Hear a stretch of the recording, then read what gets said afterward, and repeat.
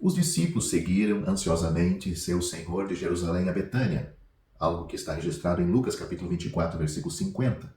Eles pararam ao cruzar o riacho Cedron e possivelmente se lembraram da última vez que cruzaram suas águas. Eles queriam ficar no Getsêmani? Não somos informados. Foi em Betânia que eles finalmente chegaram. Talvez eles estivessem pensando que finalmente chegara a hora. Seu Salvador triunfante estava prestes a estabelecer o reino, afirmar sua messianidade e reivindicar a coroa. Ninguém poderia negar que o homem que foi colocado na cruz, que agora estava vivo, deveria ser o Messias. Suas expectativas devem ter sido altas. Depois de 3 anos sendo incompreendido e negado, sem dúvida, ele afirmaria com poder sua realeza. Em vez disso, algo totalmente diferente, mas não tão surpreendente e importante quanto a sua morte, sepultamento e ressurreição, foi sua ascensão. Atos capítulo 1 descreve isso em detalhes. Os discípulos foram testemunhas oculares. Não há possibilidade de espiritualizar isso como os homens tentaram fazer com a ressurreição. Esta não foi uma experiência edificante na qual os discípulos, de alguma forma, tiveram uma experiência espiritual que viu o poder de Deus ainda presente à direita de Deus. Esta não foi uma ilusão provocada pelo êxtase emocional. O relato em Atos capítulo 1, do versículo 9 ao 11, enfatiza a experiência como uma realidade ao empregar palavras como ver, contemplar e ouvir, todas as palavras que atestam o relato de uma testemunha ocular. Lemos em Lucas capítulo 24, versículo 50, que o Senhor Jesus, ressuscitado, conduziu seus discípulos até Betânia. A pequena aldeia ficava nas proximidades do Getsêmani. Talvez a razão pelo qual ele escolheu Betânia foi porque era o único lugar que ele frequentava, onde era sempre bem-vindo. Belém não tinha lugar para ele. Nazaré e Cafarnaum o rejeitaram. Jerusalém lhe deu uma cruz, mas Betânia sempre o acolheu. A última semana de sua estada aqui na terra, ou da sua estadia aqui na terra, Betânia, e mais particularmente um lar em Betânia, acolheu e cuidou dele. A linguagem de Atos capítulo 1 é emocionante de se considerar. Os verbos de ação nos dão uma noção da maravilha que marcou o momento. Ele foi arrebatado, uma nuvem o recebeu. Enquanto subia, este mesmo Jesus arrebatado. Lucas, em seu evangelho, acrescenta a lista que ele foi levantado. Lucas capítulo 24, versículo 51. A nuvem, Shekinah, o escoltou até a sala do trono, onde ele entrou com pleno direito moral e se sentou à direita da majestade nos céus. Hebreus capítulo 8, versículo 1. Ele subiu em virtude de sua pessoa. Ele foi recebido no céu como se em repreensão à terra que o havia rejeitado.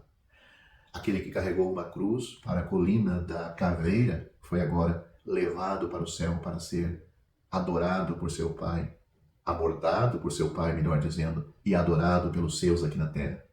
Senta-te à minha direita, até que eu ponha teus inimigos por estrado de teus pés. Salmos capítulo 110, versículo 1. Os discípulos ficaram olhando para o céu enquanto marcavam seu caminho. O Senhor marcava seu caminho desde a terra até a mão direita do Pai. Ele atravessou o domínio de Satanás, o príncipe das potestades no ar, e atravessou sem impedimentos.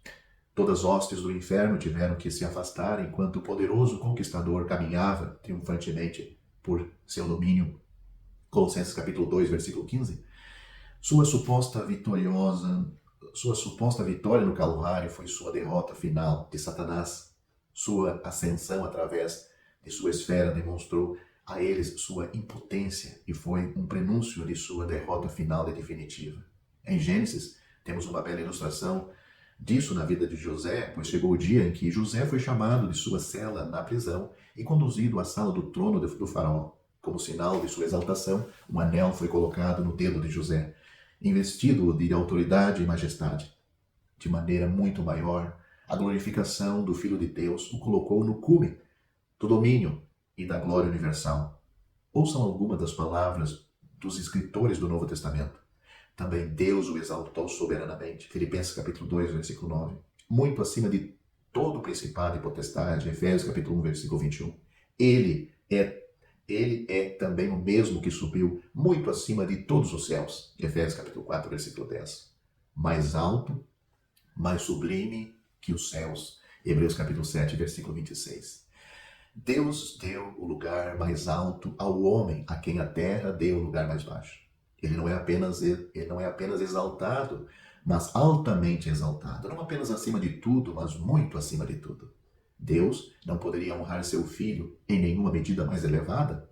A ascensão de nosso Senhor Jesus é vital para a verdade doutrinária. Na Epístola aos Hebreus, a presença do Senhor Jesus no céu é nossa garantia da nova aliança.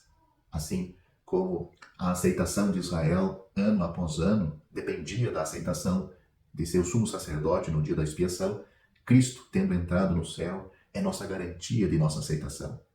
Permita-nos chegar, Ele estando lá, Ele permite-nos chegar com ousadia, entrar com confiança e aproximar-nos com toda a segurança. Ao longo da carta aos Hebreus, é enfatizado a ascensão e o sentar de Cristo à direita de Deus. 4 vezes nos é dito que Ele está sentado em um trono.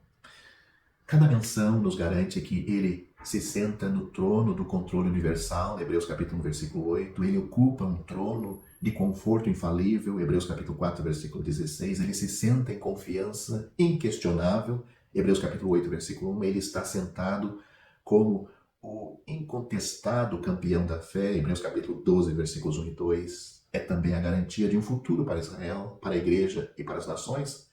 Esse Jesus, que dentre vós foi recebido em cima no céu, há de vir, assim como para o céu o vestir. Atos capítulo 1, versículo 11. Seus pés um dia pisarão no Monte das Oliveiras, quando ele vier para Israel e as nações para reinar. Zacarias capítulo 14, versículo 4. Mas 7 anos antes, ele vem até as nuvens, de onde ele arrebata a sua noiva, a igreja, e a leva para a casa do Pai. 1 Tessalonicenses capítulo 4, versículo 13. Tudo isso nos dá a segurança da sua vitória no Calvário. Nos assegura a satisfação de Deus com sua obra na cruz. O triunfo final de todos os propósitos e planos de Deus e a honra e glória eterna devido ao Filho. Sua morte vicária, ressurreição vitoriosa e ascensão visível são indispensáveis para a nossa salvação e bênção. A mensagem do Evangelho de perdão é para todas as pessoas. Temos isso em Lucas capítulo 2, versículo 10 e Marcos capítulo 16, versículo 15. Uma vez que a mensagem do Evangelho é para o mundo inteiro, que exorta aqueles que a ouvem a se arrependerem de seus pecados e crerem em sua mensagem, deve haver uma possibilidade real de todos aproveitarem as bênçãos da reconciliação, para que ela seja uma oferta genuína, feita de boa fé. Cristo morreu pelos pecadores. Romanos capítulo 5, versículos 6 e 8. E pelos pecados de todo mundo. 1 João capítulo 2, versículo 2. Porque Deus amou o mundo de tal maneira que deu seu Filho unigênito, para que todo aquele que nele crê não pereça, mas tenha a vida eterna. Porque Deus enviou seu Filho ao mundo não para que condenasse o mundo, mas para que o mundo fosse salvo por ele. Quem crê nele não é condenado. Mas quem não crê já está condenado, porquanto não crê no nome do unigênito Filho de Deus. Porque pela graça sois salvos por meio da fé. Isto não vem de vós, é dom de Deus, não vem das obras, para que ninguém se glorie. Crê no Senhor Jesus Cristo, e você também será salvo. Eu acabei de citar João capítulo 3, versículos 16 a 18, Efésios capítulo 2, do versículo 8 e 9, e também Atos capítulo 16, versículo 31.